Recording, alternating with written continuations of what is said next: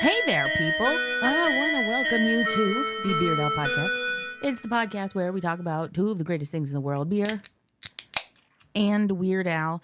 And I hope you all enjoyed the big deep dive into the Weird Al Yankovic in 3D album that we just concluded on our last episode with the help of comedy musician and friend of the show, Insane Ian, whose name I just can't say like a normal person. I don't think he'd want you to. That's true. I have to say Insane Ian. I don't want to speak for him, but I don't think he would want you to. No, I don't. Ian, if you're listening to this, can I say I just, like insane? It doesn't sound right if I say it any other way. Well, I agree. All right. Well, so we're here with the first of a couple episodes in between. What I've decided to do is just kind of a series on talking through the Weird Al albums one at a time, song by song, so on, so forth. But we are living in exciting times. Exciting times. And to talk about those exciting times with me, I have my husband, Russ. Hello. Hello. Hello. And this has been an exciting couple of Weird Al related weeks in our household. Mm-hmm.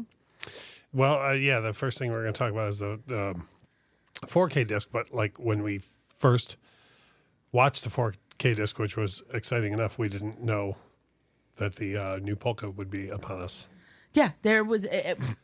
I was excited enough to get this Ultra 4K Ultra HD 35th anniversary edition of UHF, and I thought that was going to be it. I thought, well, that life doesn't get any better than this.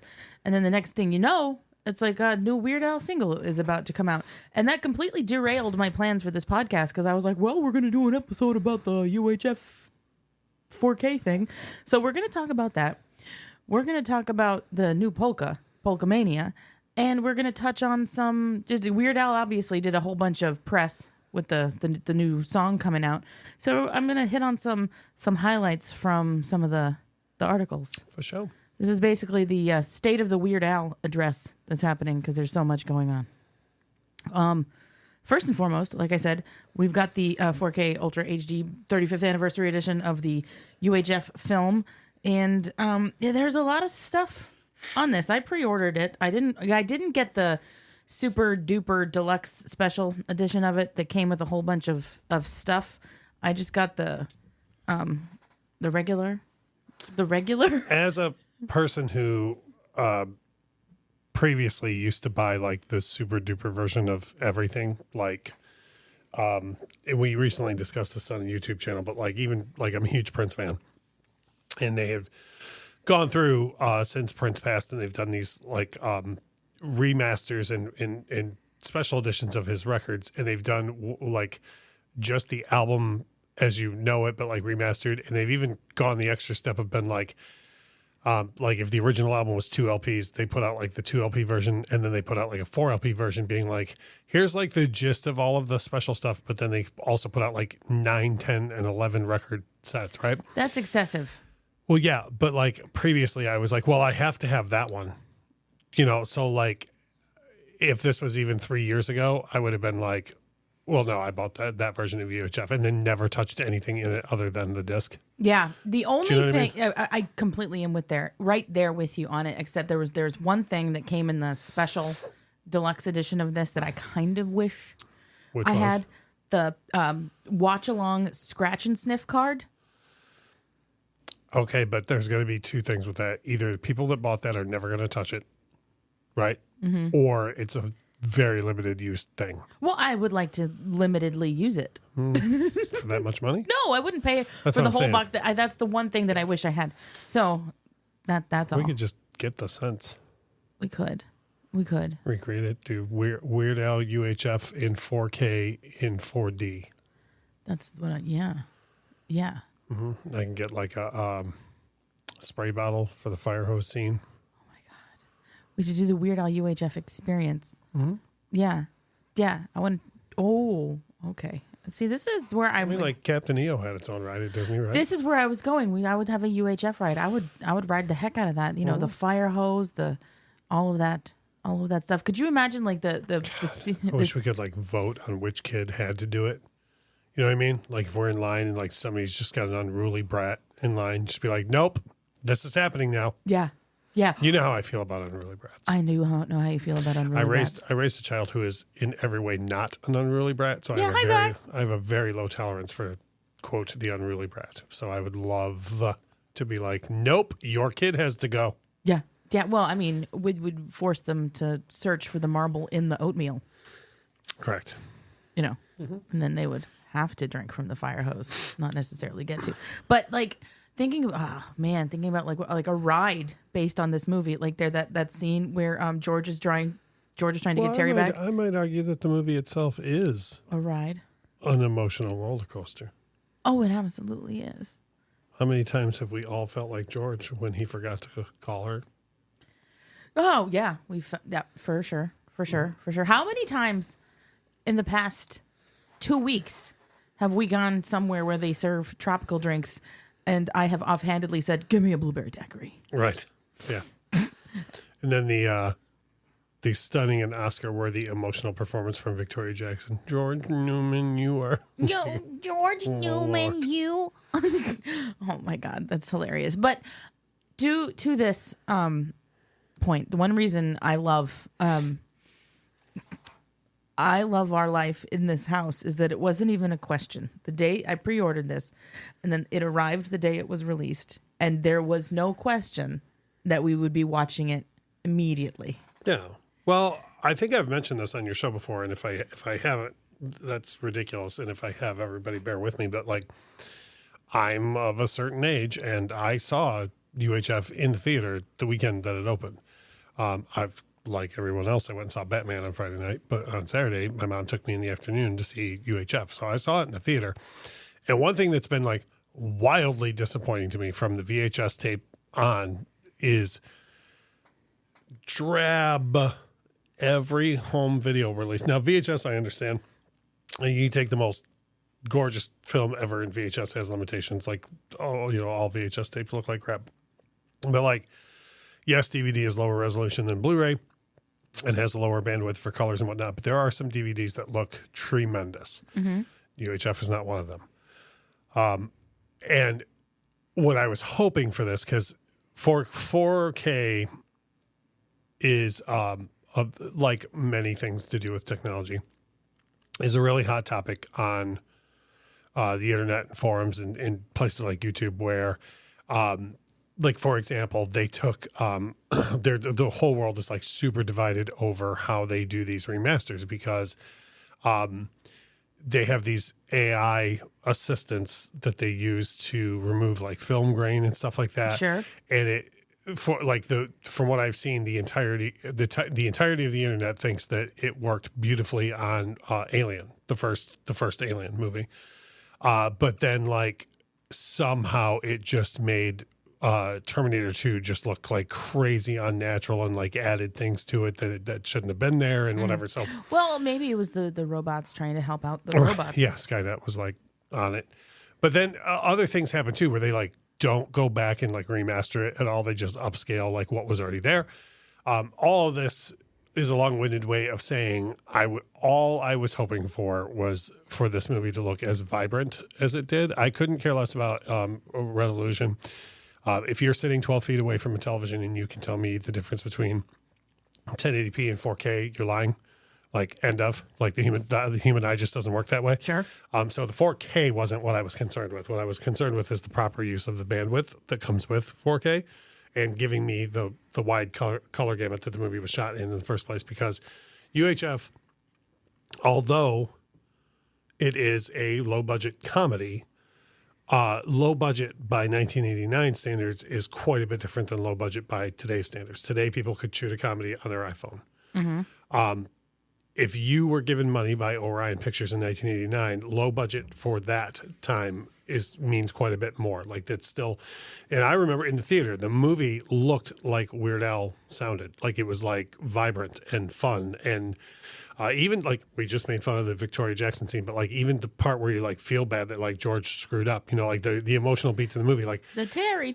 Yeah, it was still like, but it was still vibrant, and every home release has looked like it was shot on a budget of $4 with like a camcorder.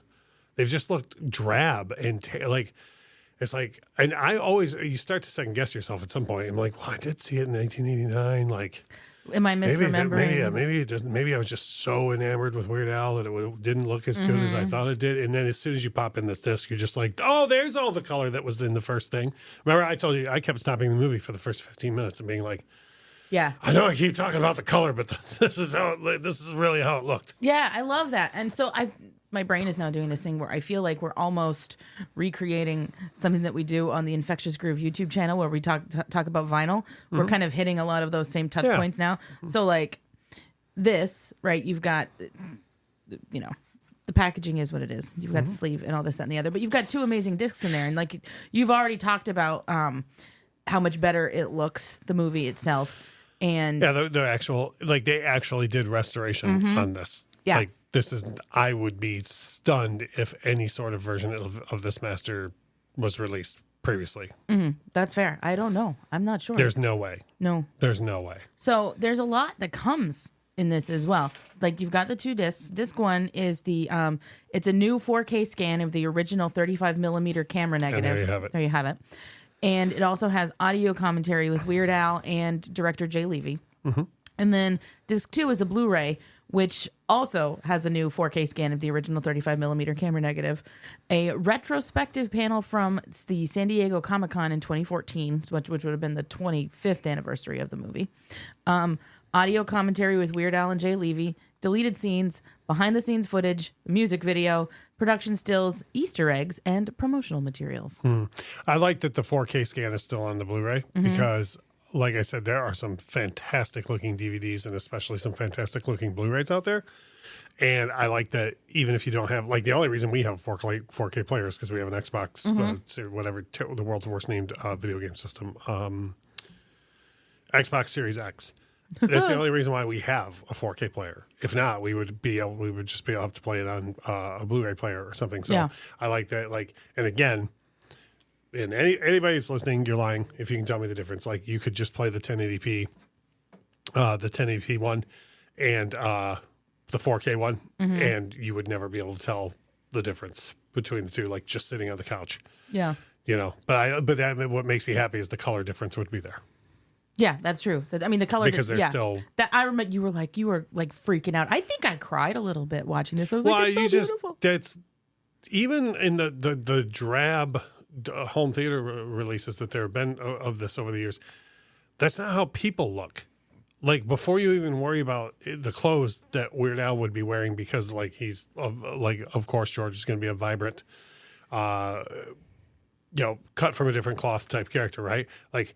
People, like if you just watch old episodes of SNL, that's not like Victoria Jackson was not a pale looking lady. No, you know what I mean? Like she's like very cream colored skin, but like she looks unnatural in the UHF. Like it looks like she just showed up on set and they were like, whatever. Yeah. Like I assure you, they did makeup for her. When you watch this, like she looks the way that she's supposed to. Yeah. And beautiful. Then one thing too, I never understood how truly ridiculous the mustache looked until I saw it in 4K. Oh, for years I thought, God, what an awful thing to say to that guy. It doesn't look that bad. Then you see it in 4K and you go, that is ridiculous. And I'm glad he took it off. Take off that stupid thing. That, by the way, is my favorite line in the entire movie, and that will never change.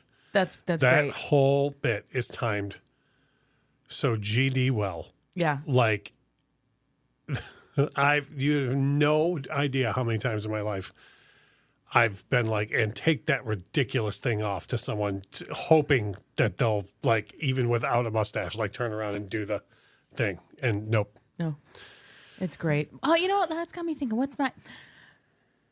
I quote a lot of things from this movie just in regular life. But one of my favorite scenes is the Happy Father's Day, Dad. Yeah. Take off that stupid thing. I like supplies. That's just that whole thing. It's you know what's weird? Mentally, I divide this movie up between the TV shows and the plot. Right? Yeah. So like, I say stupid like all the time. We just badges. Did yesterday. We don't need no stink. Like or the fire hose. But like I'm not quoting the movie. You're quoting in my mind. I get that. I'm quoting the programming of U62. That's totally for like the turtle is nature's suction cup. Right. Do you know what I mean, though? I absolutely know what you mean. So, like, or when Luke from General Hospital was talking, doing his show about Oh my God. aliens and whatnot. Yeah. Like whenever I quote that to anybody, I don't. Secrets of the universe. Like I'm not quoting the movie. Yeah. Like mentally, you Right. know what I'm saying? That's great. So my favorite line from the film is different from my favorite line from the programming on U62. Okay. What's your... Did you not contribute to saving U60? Like, does the programming of U62 not matter to you? Mister. I contributed. See, In now fact, that's not from the programming. That's from the film. That's from the film about right. it. Of course. I please. I know this. Well, I just would like to see at least a tax form showing that you contributed toward the programming to saving U62, because I did. I went and saw this documentary in the theater. Okay. Well, that brings me to my next point. Sure. Price. Yeah, I don't even know what this costs. This cost about $30. That's what a 4K should cost, in my opinion. This cost about $30. I don't know exactly what. I think the deluxe set was somewhere around 100 at least for what you were getting in it.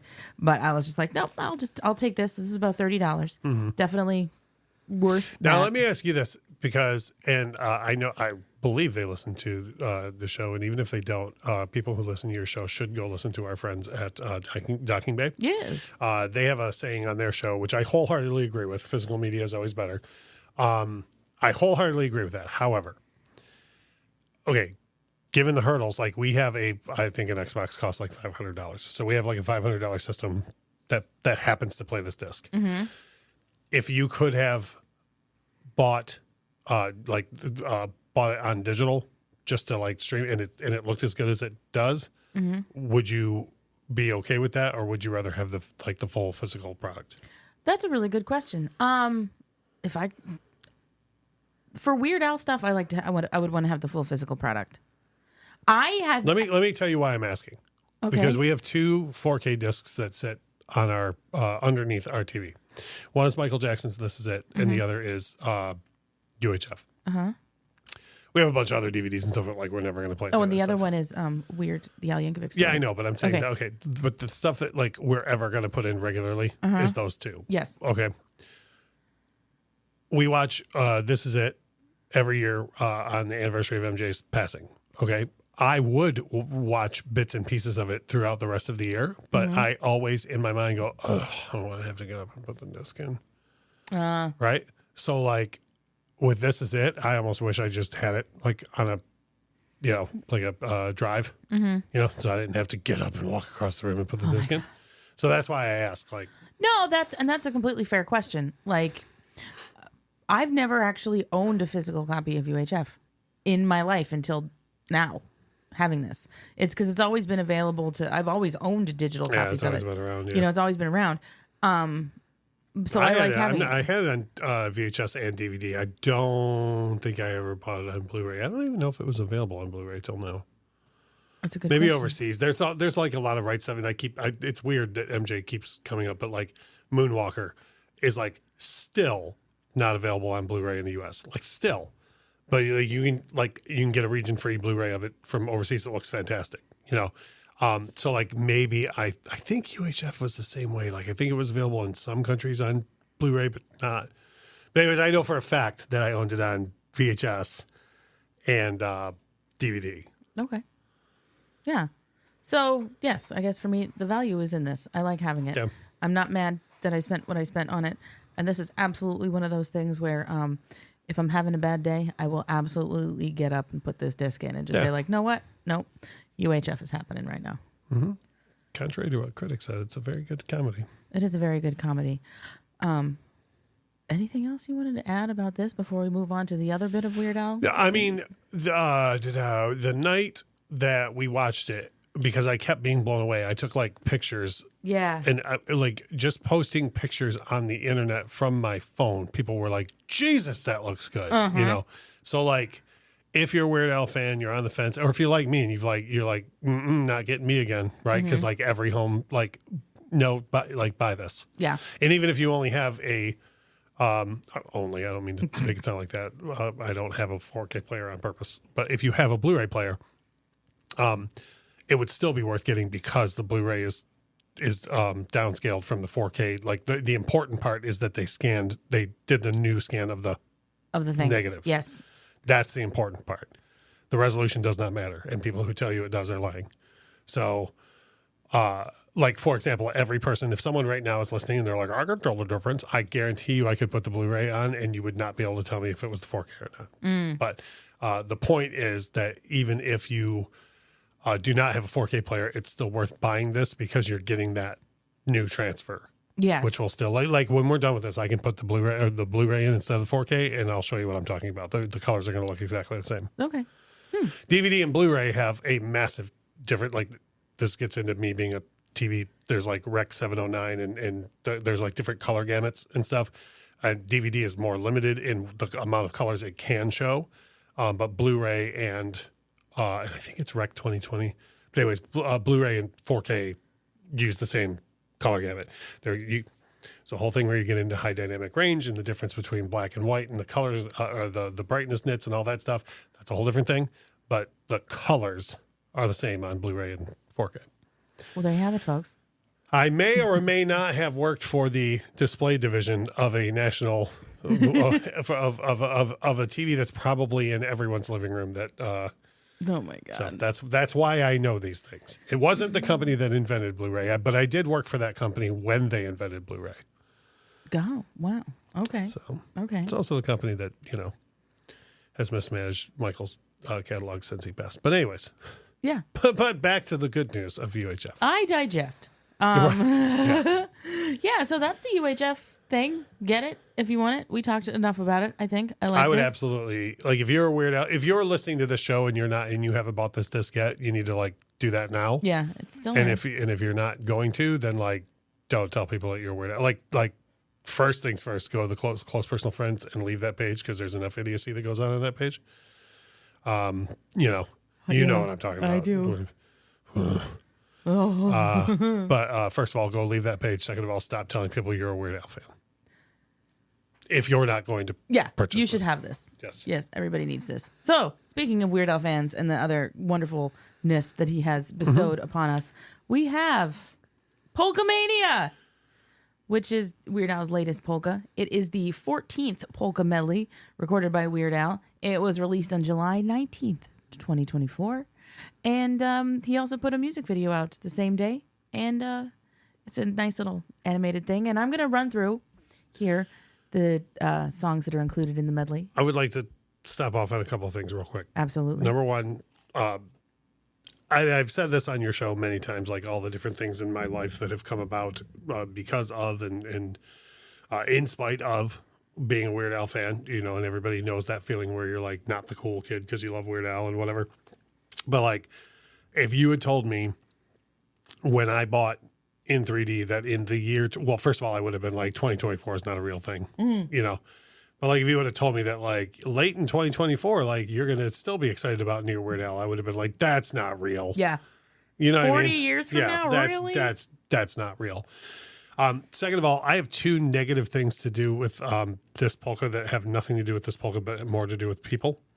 And I would rather talk about that first because I know me well enough to where we will get to the end of this and it'll be wonderful. And I'll go, oh yeah, one more thing. Yep. And then we'll end it on a downer. All right, let's start it on a downer. Number one, everybody stop complaining about WAP being in this. And I'm saying that because I don't want people to be offended by the other way that it gets said. Mm-hmm. Okay. Stop complaining. Stop now. Stop. Shh. Stop complaining. Like, first of all, he doesn't say the words. Mm-hmm. Second of all, whether you like it or not, that's a cultural for sure movement of a song. And before you even go, oh well, I can't. But Weird Al's never done anything. Yes, he has. Yes, he has. He has included songs along these lines in other polkas for literally decades. Yeah, and actually, on the other side of the break, we're going to go through some quotes from Al from some of the interviews that he's done lately since the release of this polka. But because you brought that up to kind of go with your point of this, there is a quote that he from him in the Vulture article that came out on July 19th. He says, and I quote, As soon as I heard that song on the radio the first time, I thought, oh, this has got to be a polka. Yeah. So, I mean, yeah. And the other thing, and this is just what I've seen on the internet. Like, I was going to say I don't know what it is, but I know exactly what it is. This thing where everybody needs to share their opinion on everything, and it's always negative. It's never like, hey, everybody, like, here's a positive spin to put on something. It's always got to be something negative, right? If I see one more person indicate that which is this, if you go to Weird Al's Facebook page and you look at the comments, people are indicating that he should not have put this song out, this polka, because these people don't know any of these songs. And so it's one of those things where when they go, like, they went back and they made new Star Wars movies and those aren't as good as the old Star Wars movies. And now this makes Weird Al look like because I don't know these songs. I don't care who I consider myself a recovering music snob. And there are polkas from the first, I don't know, the second, third, and fourth record that, like, years later, I was like, oh, I just heard that song for the first time. There's no way you knew every song that was in every polka ever up till now. That's just a fact. Mm-hmm. You and I will sit in a Applebee's and I'll be like, oh, this is like, you know what I mean? Like, and I've been to over 1,000 concerts. I grew up in Detroit. Like, you cannot come at me about, like, how much I know about music, right? Like, and I've never sat back and been like, I know every single thing and every word out. And that's what makes the polka great, you know? So, like, people are like in waves on his page indicating that, like, because they don't know these songs, that somehow makes the polka lesser. I know. And every single song in this polka is a number one song. Yeah. Okay. And I'm not into new music. Okay. Mm-hmm. I'm not. We know this. I knew every song in this polka. Mm-hmm. That is how pervasive these songs ironically actually were. The only one I didn't know, because I knew of it, but I'd never heard the. We don't talk about Bruno. No. I knew that. I have a friend of mine who watched it, put that movie on for their kids a lot. Oh, okay. So, no, the WAP. Oh. I had never heard the actual song. Oh. I just knew of it. Got it. And then I saw one particular Facebook thing saying he included Taylor Swift to seem hip and cool. I have quotes that we're going to talk about this on the other side. Yeah, but she's released like 700 records since the song that he put in here. I know. So anyway. But anyways, I hope nobody listening is like, Jesus, this guy's a downer. Like, I wanted to get that stuff out of the way because I don't understand how we can have a cultural gift like Weird Al and somehow the internet still finds a way to complain about it. I know. And also, please direct me to your channel of new content that you put out that is in any way equal or better than what Weird Al's doing. Oh, you just lob smack from the cheap seats? Sit down and let Weird Al do his thing. You know what I mean? Nobody does anything anywhere. It's all going to be fun from here out. Yay! Those two things have been really bothering me for the past couple of days. The people complaining about that one song being included, and then other people complaining, well, I don't know any of these songs. Okay, well, how do you think people felt in 1984 when they, like, Inagata Davida was on there? Like, I'm sure. Yeah, well, you know what I mean? Like, no, like be me as a kid, listening to the alternative polka, right? That music was happening, but it wasn't what I knew, and so I heard the alternative polka for the first time. The only thing I knew on that was the Sheryl Crow song.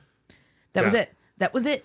And so I went for the longest time thinking that, like, I don't know what, despite all my rage, I don't know who rats in cages. I don't know any of this. I don't know. None of it. So whatever. Yes. Anyway. Do you know what song in that one I've had to tell more people, like, you know, when they go, oh, I don't know that song, is because he doesn't even do the like the part people know, the My Friends by Red Hot Chili Peppers, but he does the I love all of you, turn by the cold brr. That the part in that song people remembered at that time was the way it started. The my friends are so depressed, you know. But I was the only, because I'm like, me and four other people are the ones who like the Dave Navarro Red Hot Chili Peppers record. And so I had to keep telling people, like, no, that's a Chili Pepper song. People were like, no, it's not. I'm like, yes, me, the Chili Peppers, and their parents bought that record. I'm telling you, that song was a hit, you know? So. But anyways, so but that's the only one in that polka that I had to explain to people. That's great. But I had to explain it to people though. So here is what's exciting to me about this particular polka, because I've said I'm going to run down the list. I'm going to run down the list of the songs in this polka, and then I'm going to get to the thing that excites me the most about it. So this opens with the Helena polka, Al's version, which is kind of how he opens it up, which I think is delightful. Then the first track in it really is Bad Guy, Billie Eilish, goes into Hello by Adele, Flowers by Miley Cyrus, We Don't Talk About Bruno from Encanto, Vampire by Olivia Rodrigo, Old Town Road by Lil Nas X, Despacito by Louis Fonsi featuring Daddy Yankee. I just wanted to say featuring Daddy Yankee. Right. Shape of You by Ed Sheeran. You only get to say that about every 10 years. Right. So yeah, I get to. So I just said it. Right. Shape of You by Ed Sheeran, Uptown Funk by Mark Ronson featuring Bruno Mars, WAP by Cardi B featuring Megan Thee Stallion, Thank You Next by Ariana Grande, Shake It Off by Taylor Swift, and here's the thing that excites me. He hasn't ended a polka with the ear booker polka since the alternative polka. Yeah, which is cool. And so this to me feels very much like hey, I put this here for you. This polka is ending. You know what I mean? So all of you people who are complaining that you don't know these songs, you should know this. This is how I end my polkas. Oh, you don't think that they listened to the whole thing before they started typing that comment, do you? No, Come on but now. you should know this. And another fun fact that I like about this polka, this is the most female-heavy polka that he's ever done. Well, I don't know if you know this about pop music for the past 10 years or so. But. Oh, it's very female heavy. So I think that's pretty cool. I think that, but yeah, this is fun. This is very fun. We were very much in the right place to hear this when we heard it for the first time. We're in the car with some friends out of town after a fun little evening, entertaining out of town friends. Like I'm old enough to where normally music is very much a Friday morning thing. Like back in my day, we used to go to record stores at midnight on Monday, because everything used to come out on Tuesdays. And we used to go and all that, nowadays I'm certain there's kids all across the world that wait till midnight for stuff. And nope, music's a Friday morning thing for me. Cause I'm like asleep, on Thursday night, but we happened to be out. Yeah. And it was like, get to listen to this with everybody after a night out of, we just saw a terrific cover band. So that was perfect. It was perfect. Time and place for it. Yeah. So we were all definitely like really enjoying it. And then, taking the time to listen to it a couple more times. The very next day, we had completely different people over. And we're like, hey, listen to this new thing that Weird Al came out. And our friend Trisha, her face when Uptown Funk happened, she was like, oh, she was like catching all the things when they were going on. I love experiencing Weird Al with people for the first time. Like the first time they're kind of like hearing something, even if it's something that I've heard a bunch of times, but like that was just something that I'd only heard once or twice. And it was a whole lot of fun to do. And then the video. Yeah, I kind of love that it is what it is. I love that he gave a bunch of different animators the opportunity to put something together. Yeah. The video, and I don't mean to discount it at all. Like I don't have much of a comment on the video. Like I've seen it and I have no issue with it. I just am like, it's there. Yeah, it's there, and it's something, and I'll tell you, it's more creative than videos for a lot of the other polkas. A lot of the other ones is just taking the clips from the music video of the song and putting them, like that way. So I like that this is something that's doing that.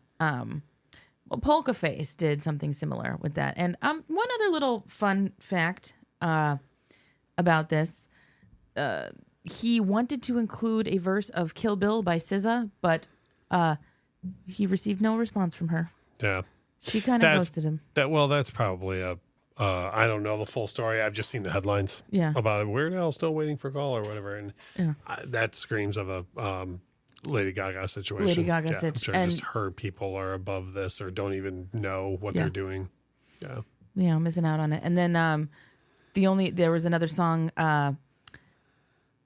was considered was Espresso by Sabrina Carpenter. Yeah. Which is happening right now. His Al's daughter really kind of pushed for that one, but they were just like too much of a time crunch because that song just is out now. Right. Too much of a time crunch to make it happen. But in my mind's ear, I can hear Weird Al go, that's yeah. me, espresso. I Yeah, just for kind sure. of, but maybe in 10 years we'll get another polka and that'll be Right, it'll be in there. That'll be in there.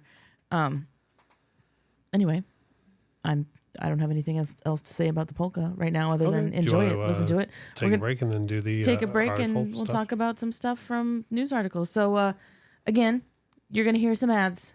They're your fault. Much like everything else that you put in front of yourself and then complain about later, the ads that are happening are going to be your fault. Oh! Hey, you there. We've got a question for you. Are you tired of clickbait stories and the loudest voices driving discussions in culture and entertainment? If so, I'm Dylan. I'm Kendall. And I'm Corey. And we host the podcast From the Middle. We're middle-class guys living in the middle of America, in the middle chapters of our lives with points of view somewhere in the middle. We take a more reasonable and centrist approach in our discussions covering genres like comedy, culture, entertainment, and interviews, with really interesting folks like business owners, comic creators, doctors, news anchors, New York Times best-selling illustrators, professional stand-up comics, and more. We really value a relaxed and conversational podcast, one that we hope is so fun and laid back, you'll forget you're not actually hanging out with us. So search at From the Mid Pod, just like it sounds, or check us out everywhere you can find podcasts. Hey, this is Grab and Brisket Podcast. Join us every Monday where we talk about the latest trends in barbecue, interviews with world top pitmasters, celebrity cooks, Ooh, like Wee Man from Jackass. and musicians. Like Rich O'Toole? So check us out. We do beer reviews, barbecue fails. So many fires. Dude, a lot of people just burn their houses down for no reason. We also talk about cocaine hippos versus Beth Gators, Learn how to make some tailgate gravy. altercations with Texas Rangers. People throwing Reese's peanut butter cups. Yeah, so check out grabthebrisket.com for podcast info, viral social media posts, and so much more. And we're back! We're back. Man, Yeah. they can't get back in that can. So, yeah. We talked about some new Weird Al stuff that just happened. And now we're going to talk about Weird Al talking about the Weird Al stuff that just happened. Right. I've got some quotes that I pulled from a couple recent articles. I read one article for this today, and I was really hoping to come away with more from it, but like it really wasn't the greatest article. The promise of the article was far better than the journalist who executed it. So I don't know. Again, if you want me to get that out of the way, Yeah, get it out of the there was way. one thing that I learned from it, Sure. and maybe this might even be people listening might be like, how did he not know that? With the article was from Consequence of Sound, and the way it was presented was that Weird Al was going to walk through each of his polkas, which I'm sure was the intent, but instead you could tell it was like a person who had been told some things about Weird Al doing the interview, and I don't expect everyone to know everything about everything, but like the person that got assigned this should have known more than like the person that did it. It's just Okay. they end up talking more about like the time surrounding each era than they do the polka itself. So that's kind of a bummer, but the thing I learned, or at least I think everybody knows, like the thing with Buddy Holly was supposed to be in Alternative polka. an alternative polka. And actually, I'm sorry, I learned two things. The other thing I learned is that one thing that's always irritated me about the angry white boy polka is, just me being me and loving Jack White as much as I do and being from Detroit and so on. I've always been like, that's weird. Like, nothing about Jack White is angry white boy. Like, I don't, what is happening? Like, that's never set right with me. And there's a couple other artists in there too that I'm like, that's no, like, white guy with a guitar does not equal angry white boy. I wasn't like offended, but that's always just not sit right with me. When they cover that, you find out that it was supposed to be all angry white boys. It was supposed to be Korn and, but he couldn't get clearance on a lot of stuff. So in order to just make the polka happen, he was like, well, I guess I'll just expand it to like garage rock as well. Okay. Which explains That makes sense. the white stripes and so on getting included, right? And he said that the title of that has never like sat right with him because it's not all angry white guys. And I was like, yes. Okay. I was like, yes, yep. Feel a little better about it. Yeah, like a little bit of vindication there, Like, Yeah. and Jack White's the only reason why I felt that way because I'm like Jack White does. Even if you listen to like early White Stripes, like there's nothing angry. It's all the blues. You know what I mean? Like, there's nothing, and I know Weird Al to be like more astute than that. Yeah. So that always just kind of bothered me. And so to find out that he also was like, this is kind of not Angry White Guys anymore. Yep. And the other thing was the thing, like I say, the one polka where I believe everyone knows that Buddy Holly was supposed to be in there. Do you know what was supposed to be in Polka Party that wasn't? No. Like he would do it live, and then for what he was like, you know, I don't know. He even in the interview he was like, I don't remember why we didn't get clearance. Everybody have fun tonight. Oh. And I want badly to hear it because he apparently would go instead of Wang Chung tonight, he would say everybody Weird Al tonight. And like I myself would Weird Al tonight.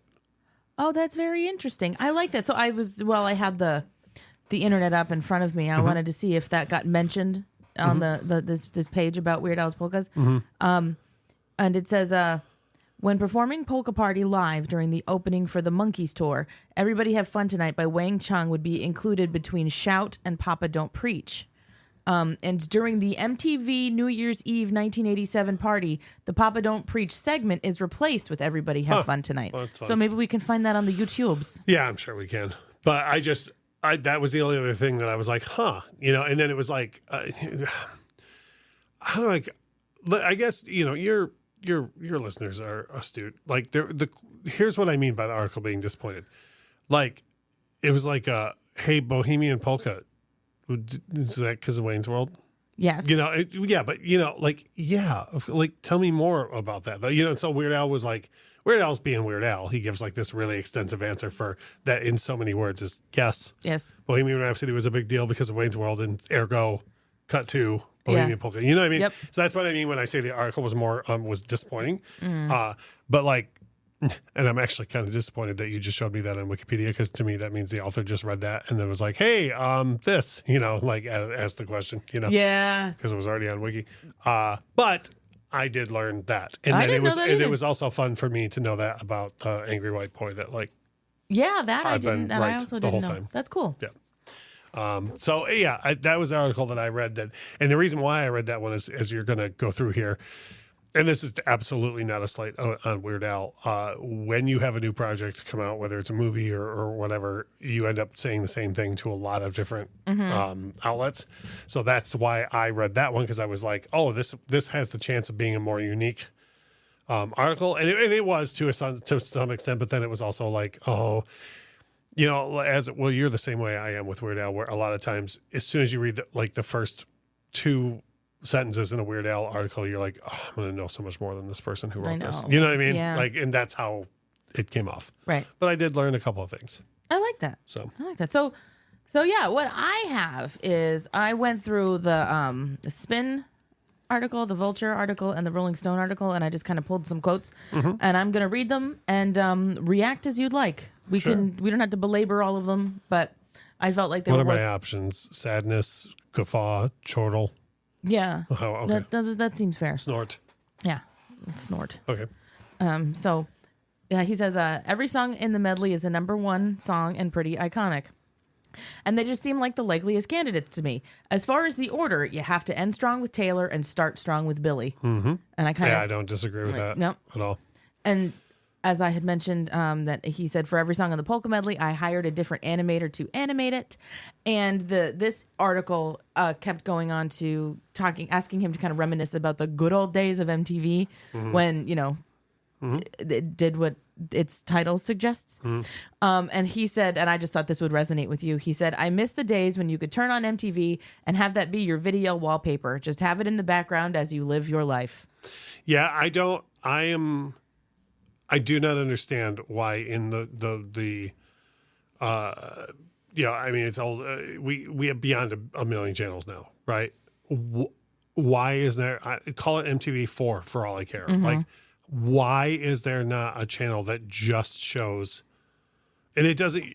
I'm not trying to be grandpa about it here. It doesn't have to be 1982 to 1989. Like, how? Yeah. How is there not a channel that just you could do an MTV streaming service that's call it MTV Classic or whatever, and I have you could get people to pay $20 a month for two things. One that runs videos 24 hours a day. The other one that runs shows before the real world, like Remote Control, 120 Minutes, Postmodern MTV, Headbangers Ball, all the music-based shows that MTV, even House of Style with Cindy Crawford, like that still was like adjacent to the music that was going on at the time. You get $20 a month. Every person I know would pay that to have just those two things. I'd be remiss if I didn't insert Al TV into there as well. No, yeah, exactly. No, Al TV, the Guns N' Roses contests, Nirvana takeovers, like everything that they used to do. And if the question is, or if the answer to that is, oh, well, music's rights. Okay, well, then it's time to go to the industry that is begging for money and go, hey, let's work out this deal. Mm-hmm. You know what I mean? Totally. So, when Weird Al says that, it's like, yeah, I don't understand. I mean, like you can go to like YouTube and find like well put together compilations, but like it's just not the same as it used to be. I agree. Yeah. I agree. Yeah. I mean, I'm sorry, real quick. Like you and I listened heavily to there's a iHeart radio station that plays nothing but Casey Kasem countdowns, right? That it's the same thing to me. Like that sounds like I remember it. If it was missing the long distance dedications, or they cut out like certain songs, or like there are countdowns where he goes on about how great Gary Glitter is, and you're like, oh no, like we should move, like let's hurry up to next 1976 now, they air it as is, and if that's the only other thing I can feel with an MTV thing too, is maybe there would be a lot of like grab us from a different time stuff. Well, it was a different time. To harken back to what we were talking about UHF before this, they got it all. They do. This Spin article asked Al if he had ever seen some of the people on YouTube that make gourmet versions of the Twinkie Wiener Sandwich. Mm-hmm. And he was like, no, I haven't seen that. And then Al says, and I quote, but yeah, if you've ever had a Twinkie Wiener Sandwich, I will say it's better than you think, and yet still not that great. Right. Which is exactly how I feel about a Twinkie Wiener Sandwich. Yeah. Better than you think. Still not that great. You've watched firsthand over the past couple of years where I've become more adventurous with things, where I will go, you know what, I'm going to order that as is, instead of telling them to take like this, and this off. I'm still a Twinkie Wiener Sandwich is never passing through these lips ever. That's fine. It's fine. And then this article goes on to talk about the Weird Al show. So this person hit like all the spin. Yeah, which is great. They touched on all the stuff. Mm-hmm. And Al talked a bit about how frustrating the Weird Al show was. Mm-hmm. And we actually did several episodes of this show about the Weird Al show. One with Zach, where he watched the entire series with me over the course of like 2 days. And then we sat down and talked about it. Right. And yeah, he could tell, he was like, oh man, Al is having a hard time with this because there were so many people he had to make happy and he didn't have the control he wanted to have. Mm-hmm. But he says, if you listen to the commentary track on that show, it's probably more entertaining than the actual show, because that's where the frustration comes out. I haven't actually listened to the commentary of the Weird Al show, and I'm almost afraid to, but I will probably do it at some point. I can see that. Here's my thing. If you enjoy it as is, then don't find out things that you don't want to know about it. That's fair. See what I'm saying? Yeah. I have done that before. Like, there are albums that I've listened to that I adore for one reason or another. And then it's one of the reasons why I don't read a lot of music books. Like, people always say to me, like, oh my God, you got to read, so-and-so's book about whatever. And the reason why I don't is because sometimes you'll find out, like I found out before, like I've told you before, we're in the car and I go, hey, did you know so-and-so is not even playing on this or whatever, because I found things out like that, it's like, I don't, if I enjoy it the way it is, I don't want to know what other people do, or I certainly don't want to know what the creator of it doesn't like about it, because it'll take away the joy for me. Yeah. Do you know what I mean? Totally fair. So I probably won't. But hey, if you... I mean, you do you. No, but I like the Weird Al show the way it is. But if you hate it, then maybe listen to the commentary. And the last quote I have from... yeah, if you hate it, there is a resource. Yeah. The last quote I have from the Spin article is regarding Weird, the Al Yankovic story, the movie. And Al said... I don't like to talk about things that are sort of in development because you never know which way they're going to go. But yeah, that's being bandied about. It might be the first ever biopic with a sequel. That'd be rad. Cliff. Well, my thing is, I mean, will it be a sequel or a spiritual successor? Because can I spoil the ending, or would you rather? No, me not? he said in a different article, he goes, it might be a zombie movie. Well, that's what I'm saying. Yeah. Well, why not a movie about the manhunt for Madonna? Like, why is she still on the loose? It's true. Do you know what I'm saying? Yeah. So when I say spiritual successor, I mean like we it's like universally accepted that Weird Al passed away because we all watched him be gunned down by Madonna. Yeah. So why not do a sequel where we finally bring her to justice? I'd love to see that. That's true. Mm-hmm. Madonna. The actual Madonna would probably have a really hard time with that. But anyway, moving on. It bums me out because she used to, like, people don't know that Prince had like a really good sense of humor, like especially Weird Al fans. Like Weird Al fans are always like, rah, rah, F that guy. He wouldn't like. Prince had a very good sense of humor. He was just very controlling over his persona. Okay. But people don't know that Prince was hilarious. Like he really was. Like the Dave Chappelle sketch with like that happened in real life. Like that was Prince being hilarious. And people just think that like Charlie Murphy and Dave Chappelle made that up. Madonna at one time had a great sense of humor, and somewhere along the line just decided that. And I understand. I understand it's way harder for women, and she's also, the more she ages, the more people are like, you know, like, oh, get out of here, grandma. You know, and it's like, I remember a time when I was a kid, we used to revere people like Elizabeth Taylor. You know, the more they age, we were like, oh, that's our royalty in America, you know. So I understand those things, but like at the same, to me, that would endear her to so many other people if she were to like go along with something like this, you know. Or like appear in it kind of as like a somebody else, like do the American Life Madonna with the pirate patch, and like some with like as a the Che hat that she was wearing. or like a bounty hunter for herself. That would be hilarious. Yeah. There's free ideas for you, Erica Pell. Are you listening? Whoa, free ideas. I know. I know. We only had 2. We haven't gotten to free. Oh yeah, good one. But yeah, have your people call ours, Al. Yeah. So then the Vulture article, also from these are all July 19th. All these articles came out the day the Polka did. That's just the way it goes. And so what was interesting that the part of this conversation was going into, so Al spent so much time throughout his career, like having to have his finger on the pulse of like what was happening in pop culture and music and stuff.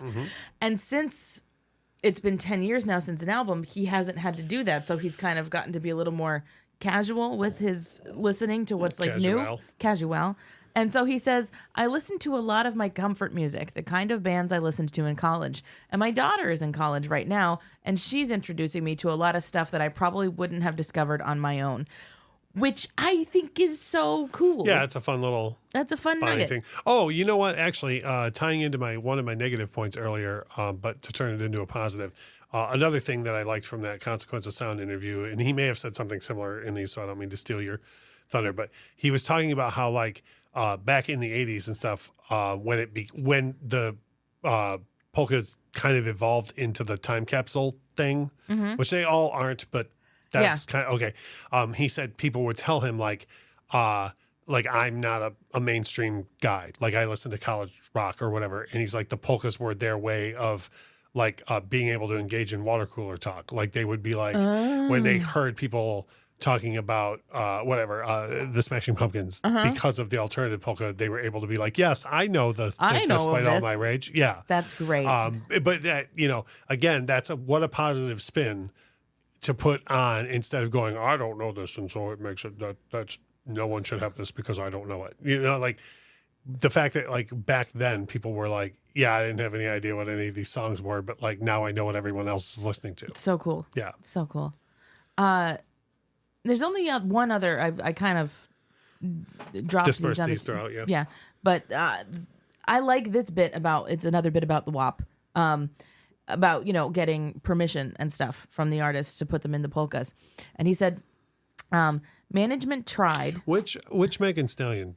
Megan Thee Stallion? The Stallion. Oh. Yeah. See, because I'm old enough to where I don't know which, and I thought, Megan Stallion, but which one? Megan Thee Stallion. The Stallion. Jeez. Okay, yeah. I'm sorry, go on. Yeah. He said, management tried, and we got Megan Thee Stallion, but we didn't get Cardi B. Her representatives weren't getting back to us. So this sounds very name droppy of me, but I'm friends with Jamie Lee Curtis. And she was at my house and I said, hey, you wouldn't happen to have any connection to Cardi B, would you? And she said, oh, I just did a thing with her husband. So she had his phone number, and we texted him a video of me and Jamie Lee Curtis saying, oh, we'd love for Cardi B to give us permission to use the song. And apparently that worked. Yeah, and okay, without going into a whole bunch of unnecessary business, Cardi B has had like a much harder time over the past couple of years than she should for her, in my opinion, for her status as a rapper. Like I'm not the world's biggest fan, but I respect the living crap out of her. Yeah. And she's had a lot harder time than she should in the press, in my opinion. So again, I wouldn't be surprised if that was people being like, "No, funny man, she's had enough of a hard time." Like people, if you don't know that Weird Al is like the harmless guy, I could instantly going, there will be no more making fun of Nicki Minaj. Oh, Cardi B. Or I'm sorry, Cardi B. That's what I meant. But you know what I'm saying. Inserting yourself into the Nicki Minaj has been through it too. Oh yeah, but you know what I'm saying. Cardi B. I will say this. She did like a week as like the side person on the Tonight Show with Jimmy Fallon, just for whatever reason. She was so endearingly funny during that entire week. I was like, her music is not necessarily like my thing, but I like her. You know who else is that way in entertainment? Not a musician, but somebody who like, I don't think I've ever seen any of her. I know I don't think I've ever laughed at her stand-ups. I don't remember seeing anything in her movies that I enjoy, but as a human being, Tiffany Haddish. Yes. Like as a human being, she is for sure. You know, she still lives in like the house with her mom. Yeah. When she hosted Saturday Night Live, she showed up in the dress she wore to like the Oscars or something. She's like, I'm gonna use it again, whatever. Yeah. But that wasn't a bit though. Like that's her being real. And so this is why I think very much to your point that I think once the request got into Cardi B's house and got to her like as a human, not as a product. Course, she was like, "Of course we're like, duh, like it's an honor." You know, that's Billie Eilish said, "Duh." Oh, duh. Yeah, that was that's great in there. Yeah. And then I have just a couple of things from the Rolling Stone interview. So this is a bit of a longer thing for me to read, but it's very. I didn't know all of this about the polkas and kind of how rights work. So he goes, unless you get a specific permission, you have to pay the full publishing rate for every song in the medley. If I didn't get a deal from everybody, that would mean that I would lose a lot of money every time somebody bought a copy. So to make the medleys viable, artists have to agree to take a smaller royalty congruent with whatever percentage of their song is in the medley. Publishing companies are likely to balk at such a request, so Yankovic and manager Jay Levy appeal directly to the artists. They actually think it's cool, Yankovic says, and they like the idea of being in a Weird Al polka medley. So he doesn't I just think what you're dealing with here is artists who are in it for the right reason. Like, and I'm just going to use Billy and Phineas. Like, Billy speaks frequently about like artist rights and ways to get things in the hands of fans without taking advantage of them. And maybe it's me, but every performance I've ever seen from Billie Eilish, like her heart is all the way out there in whatever song that she's doing.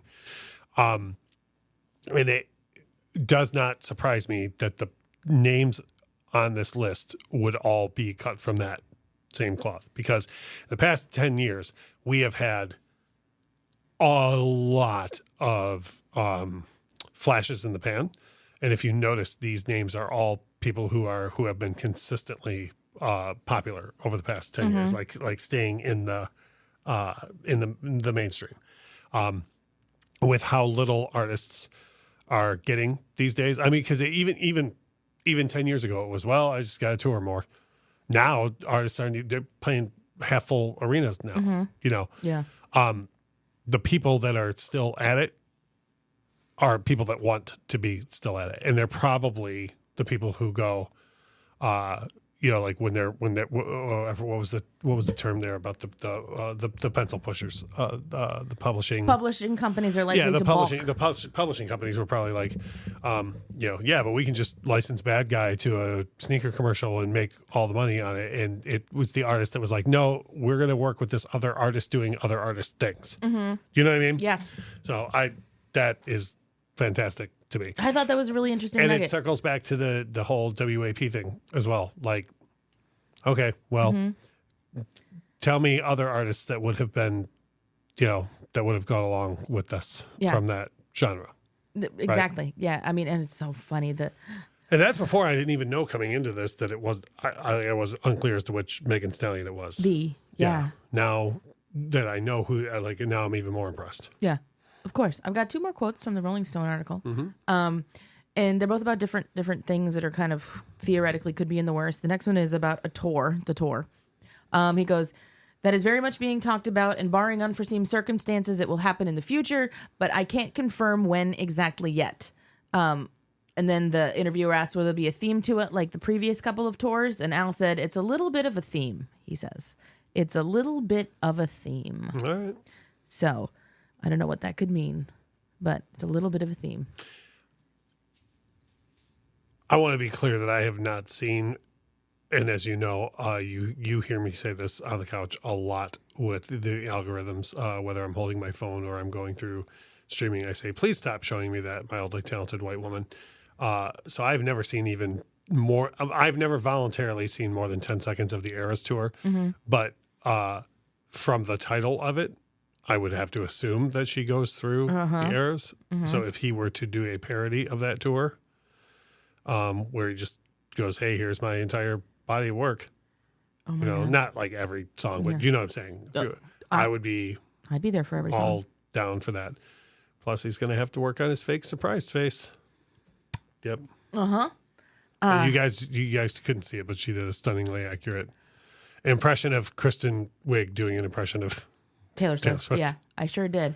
There was some scuttlebutt, on the internet in the various Please watch your language. in the various Weird Al corners of the internet. Somebody posited that it's like, are we going to get an all polka tour? And people were actually like, dear God, please no. And I was like, that would be everything I ever wanted. In the interest of not pooing more, I'm gonna pass on that. Right. And then finally, I'm going to reply to that by saying what my grandpa told me, which was, if you don't have anything nice to say, don't say anything at all. Okay. Thus concludes my thoughts on people saying that. That's fair. I like that. Man, that would be exhausting for the band. Well, that's the thing, is he wouldn't That's be too able much. to. And then it's Should he do it? Absolutely. Yeah. Would I sit there and cry the whole time? Mm-hmm. Sure. A Broadway musical is also in the realm of possibility. Quote, we're thinking about it, he says. We're having conversations. I actually did get to make my Broadway debut earlier this year as one of the producers for Gutenberg, the musical. So that was a lot of fun.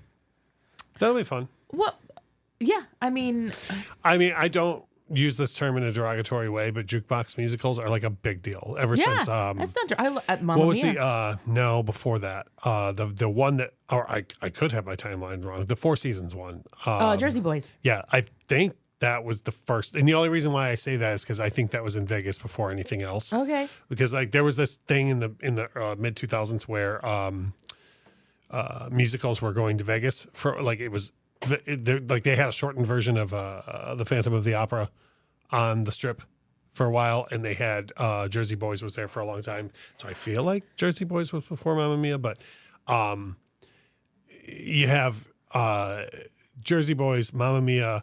I'm sure there's others I'm forgetting, but like MJ, the musical is, in so many words, it's a jukebox musical as well, and that's been breaking records like crazy for, I don't know, I think 3 years now. But Mamma Mia is actually older than Jersey Boys. Well, how much older? 5 years. Wow. Okay. Yeah. That's Mamma wild. Mia made its premiere on the West End in 1999. And well, okay, I will say this, that lines up with what I was saying about Vegas being having Broadway shows in the mid 2000s. So if Jersey Boys debuted at the La Jolla Playhouse in San Diego in 2004. But do you know what I'm saying? Yeah, Like, yeah. I know, So, I for know, sure. I know this. I know it was at the Imperial Palace forever in Vegas. Yeah, but I love a jukebox musical. I don't care. Yeah, I'm just saying I don't use that term. I mean, anybody who uses the term jukebox musical in derogatory way, I would like to ask what your favorite music biopic is, because they're all music. That's what they are. You can't walk no line. But Yeah. I love it. I love it. I mean, so that would be interesting to see. Like, do you tell like a Weird Al story, or do you use Weird Al songs to tell a different story? I would love it if the musical was more accurate to his life than the biopic was. Hey, here's what was going on around. Like for example, me personally, one of the most interesting things in Weird Al lore is the whole Snack All Night situation. And the fact that like he did UHF and everything, and then that didn't go the way he wanted to, and literally the thought of like, well, I guess I'll see what Michael Jackson's up to, and then having that be the one where MJ was like, but then Nirvana happening, and like to me, that's all so interesting. Yeah. And I think you could work in, several artists that way. For sure. I love it. I love it. Well, that's all my quotes from several Weird Al articles that I read. You forgot to do your Casey Kasem. Read the end of one of them again. Okay. We're thinking about it. We're having conversations. I actually did get to make my Broadway debut earlier this year as one of the producers for Gutenberg the musical. So that was a lot of fun. End quote. Right. You have to do End Casey, quote. End quote. Yeah, or else It's all just Weird Al quotes. the rest of everything you say, is is just you're Weird Al, speaking yeah. for Weird Al. Yeah. But it's an exciting time. Krampus from a different time. Do I wish we had an entire Weird Al record? Yeah. But I'm happy to take the Polka that we got. I love it. I think it's wonderful. Plus, I think that anything else that happens, a tour or a Broadway play or whatever, Weird Al doesn't have just if he's mentioning that stuff offhand, there's probably another dozen things just bubbling in the fire. Yeah. That could happen. I think right? it's marvelous. So I think it's absolutely marvelous. I would love it if they would go back and do, more with his back catalog, as far as not even just vinyl, but like other formats. Because if I'll tell you this much, nobody just said, "Hey, find me the negatives of UHF so we can scan that for a 4K Blu-ray," like without more happening with it. Like, and that comes from being an Elvis fan. Like, for years, I didn't understand that. Like when they would restore Elvis stuff, I'd be like, wow, they really put a lot of effort into this. And then you find out, oh no, it was because this whole big licensing deal happened. And I mean this in a good way. And we ended up with tons of amazing Elvis stuff that came about because of multimedia, like remastering and stuff. Yeah. So I would be surprised if there's not more in the works for like past work. Whether it's going to be done in spatial audio or vinyl or whatever, I'd be surprised. I'm so excited. Thank you. Yeah, there's a lot to always be excited about. That's the thing with Weird Al. Like, if my biggest complaint is, oh, I wish we got more than a polka. Like, okay, well then go back to when I bought in 3D and tell me again that I would still be excited about Weird Al in 2024. Yeah. It's beautiful. You guys, I'm just so happy that we have so much Weird Al stuff to talk about. And we filled up over an hour just talking about the newness of Weird Al things that are happening in the world at this moment. So if you have anything new about Weird Al that, we missed, reach out. You know how to get in touch with me, most of you listening. And I think on the next episode of this show, it's going to be something not new about Weird Al, but it's going to be something that I haven't seen in a very, very long time, Russ, and I don't think you've seen it at all. I'm going to have my friend Robert Yanis Jr. from Crooked Table Productions. We're going to be talking about Spy Hard. Oh, that's correct. I have never seen that film, to my knowledge. And it was funny. You and I were just talking earlier about the topic scary movie came up. When I was a kid, because I feel like Airplane is that type of film, like it's a parody of the disaster movies. And so whatever came out in the 80s, I saw. So I saw like Spaceballs and Robin Hood and parody movies. But for whatever reason, Hot Shots and Naked Gun is where like I reached my end. Okay. Like I literally was like, oh, I think I'm good now. Like, cause they just weren't, nobody was ever putting out consistent Weird Al level of like in film, I consider the Zuckers to be like Weird Al level. Sure. And like, we weren't continually playing at Weird Al level. So I just stopped paying attention to that, which is why I've never seen Not Another Teen Movie and whatever the Wayans are in, like every. Yeah. Yeah. I think that might be the Scary Movie stuff. I don't know. But Scary anyways, Movie stuff, I yeah. just was like, I'm good. So like Spy Hard, I have no comment on. And if I was going to watch it, it was going to be because Weird Al did the song for it. Yep. But I just never got around to watching it. So yeah, that'll be viewed in this house before And the another next thing episode. too, I've never, to my knowledge, I've never seen a James Bond movie. So I was kind of like, I think all of this will be lost on me. You know what I mean? Yeah. Like if you watch Hot Shots and you've never seen like Rambo or Top Gun, Yeah. you know, you would be like, What's what, happening? yeah, what is happening? I went through a period in college where I really hated myself, and I watched Probably went through a lot of periods in college. Of time. phase, yeah, Okay. where I watched all of the Sean Connery James Bond movies, mostly just to anger myself. Yeah, I like the one where he's really sexist in it. Yes, oh, Money Penny. But no, I've never seen any, like, none, to my knowledge, I've never seen a James. Like, I worked for Sony in their retail division for a while. And I'm not doing a bit right now. One of the Daniel Craig, one of his Bond movies opens with like a 15-minute fight. Oh, yeah. Like a parkour fight. I that was on like loop on one of it. Like that fight scene was on loop. So like that's the most I've ever seen of a James Bond, and I just know it was like a lot of parkour. Yeah, no, see, that's no, yeah. I've only seen the one Daniel Craig James Bond. I stopped at that.